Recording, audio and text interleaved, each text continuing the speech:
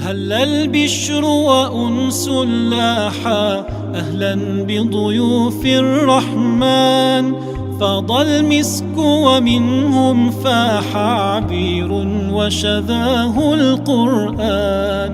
أنتم يا أحباب الله فرحي طاب بكم وازدان، كالدر المنثور أتيتم أهل القرآن هم أهل الله وخاصته.